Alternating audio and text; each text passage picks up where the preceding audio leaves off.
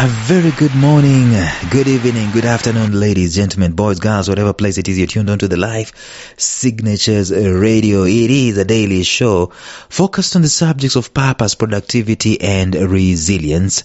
Every working day you'll find an episode concerning those three or any other related stuff. Now, speaking of which, in the episode yesterday, we launched a new series where we started talking about we started talking about the importance of infusing the Spirit into our crafts. Have you ever been in a situation, in a position where you're being served by someone and it's just different from another person who served you in the same way? It's just totally different.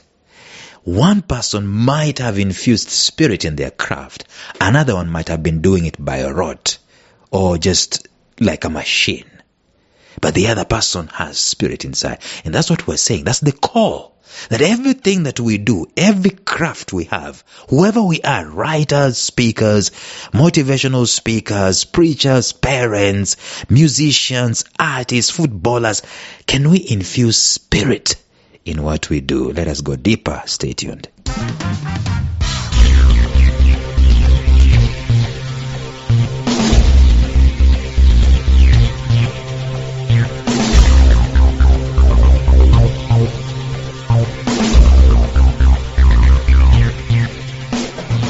Welcome to the Life Signatures podcast with Lawrence Namale.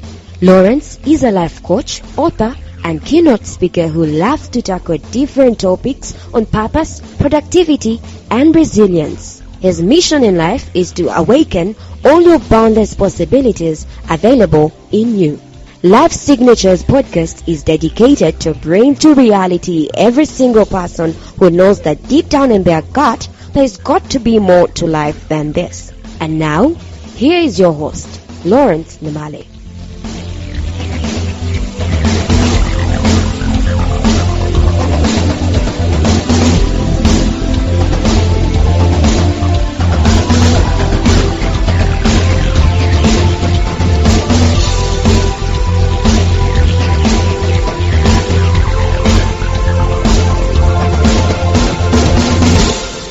Well, I will need to be doing a caveat here and there as we keep going. If you've joined this episode for the first time, the previous episode actually speaks into this in terms of an introduction. We're talking about the importance of spirit in our craft, how we should inject spirit in our craft. And we talked about religion versus spirit yesterday, saying that religion is man-made, spirit is divine. Man cannot create spirit. And we said yesterday as a basic that every problem we face, most of the problems we face, they will not be solved until we address the spirit behind it, or until we address the software, quote unquote, the software behind it. It goes without saying. In other words, if we wanted to succeed in our crafts, then we've got to make sure that matters related to our softwares, which is the spirit, are addressed. I know we've gone digital, but the analog will never change. Is spirit digital or analog? Spirit is analog. Okay, spirit is both. Okay, spirit is analog. Let me stay with that. As much as we have not addressed the analog, as much as we've not addressed the spirit, the software of who we are and what our craft desires, then it's not easy for us to inject purpose and to inject spirit into our crafts. The beginning is fundamental. The beginning of something is fundamental. Because at the beginning, that's where we find out why are we starting this thing in the first place. And the identity of why gives us a semblance of spirit, motivation, and inspiration. Why are you podcasting every day? And they ask you daily, how do you do it? How do you do it? See, if there was no spirit in this, it would have died long ago. Actually, spirit is life. There is such a thing as the spirit of Apple. There is such a thing as the spirit of Microsoft. There is such a thing as the spirit of Starbucks. Unfortunately, there is such a thing as the spirit of Hollywood. There is such a thing as the spirit of the Democrats. There is such a thing as the spirit of the Republicans. There is such a thing as the spirit of Christians and Muslims. It's an important thing, it's an element. Why would someone tie a suicide vest on themselves and blow themselves up together with children? The problem is spirit. It's a spiritual problem. It's not a mental, psychological problem. It's a spiritual issue.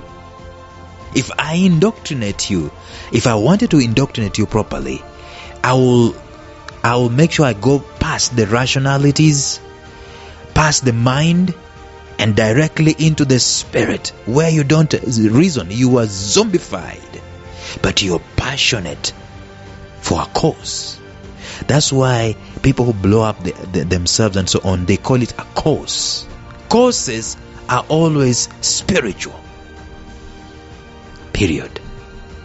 And it's good for us if the cause that we are involved in is actually something that is positive, progressive, impactful, fundamental, changes, problem solves, creates solutions, and all that stuff, creates new things. Actually, at the end of the day, critically thinking, all our crafts should become a cause. C-A-U-S-E.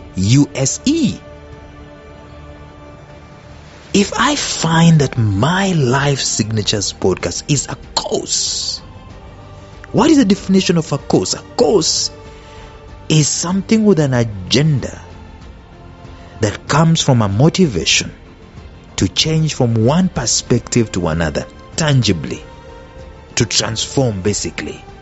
A cause always brings transformation, and hopefully this transformation is positive.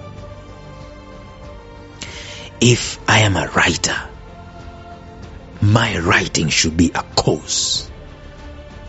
If I am a speaker, my speaking should be a cause. If I am a mother, my mothering, my parenting should be a cause. I am raising great men and great women. If I am a boss, a leader in a firm, my leadership should be a cause.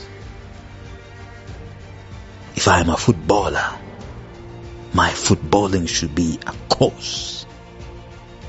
Everything that we do, we need to infuse inside of it. We need to infuse spirit. If we identify the things we do the way people identify causes, you know how inspirational it is to bring all musicians together and to sing, "We are the world, we are the children." You remember that song by Michael Jackson and I think Lionel Richie? It's breathtaking.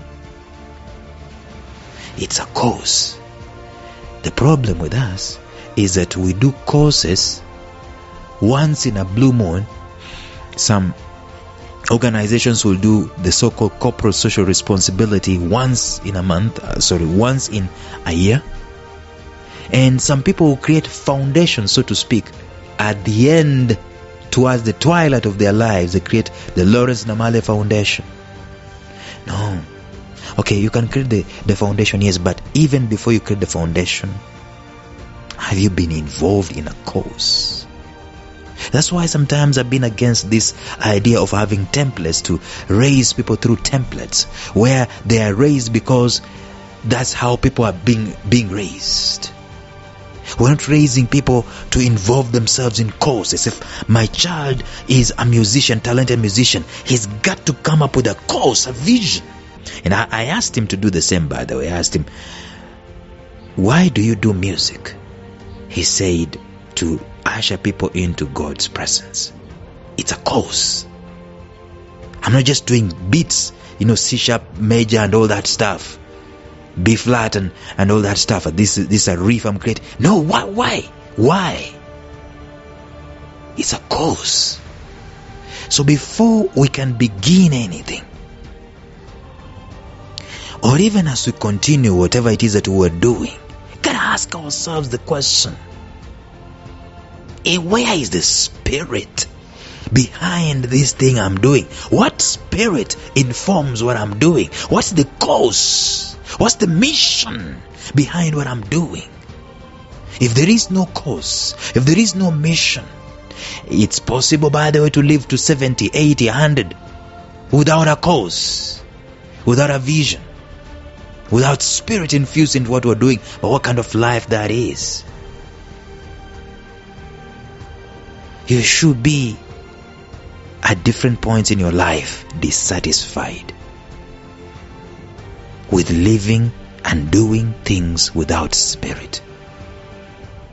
And that kind of a life is to live to pay bills. You should be, at the end of the day, dissatisfied with that. And that's why we need to start looking at infusing the things that we do with spirit. The origin of everything, good or bad, great or small, is in the realm of the spirit. Your organization, your craft, was in the spirit first before it ever came into reality. All organizations are spiritual. You have heard it say that everything is created twice. You've heard about that.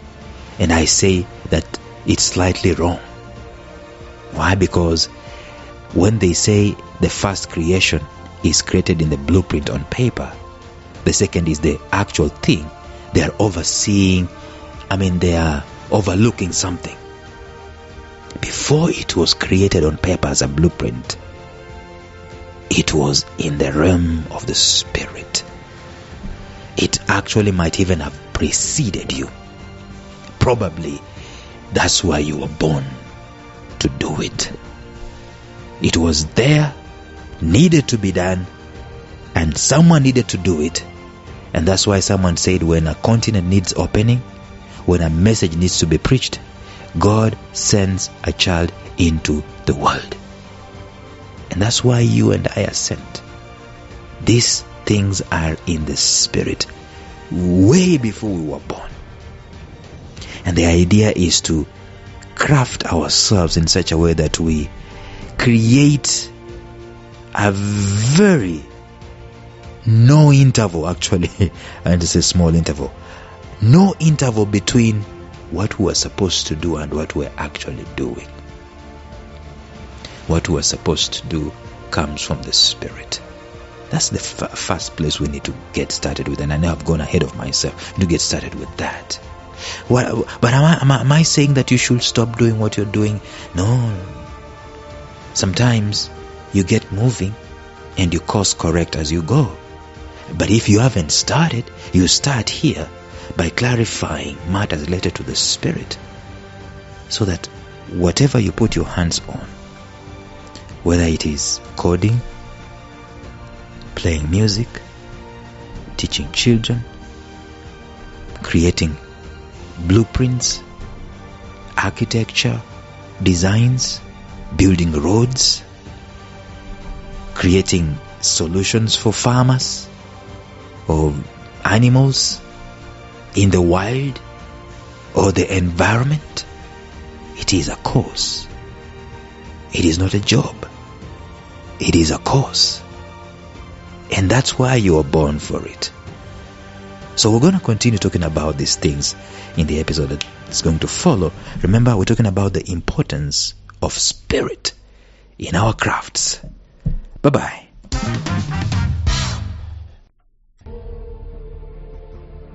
Thank you for listening to Life Signatures Radio. If you enjoyed today's show, subscribe to Life Signatures Radio on iTunes, Stitcher, or visit our website at lifesignatures.libsyn.com. Life Signatures Radio, fresh, clean, and inspiring.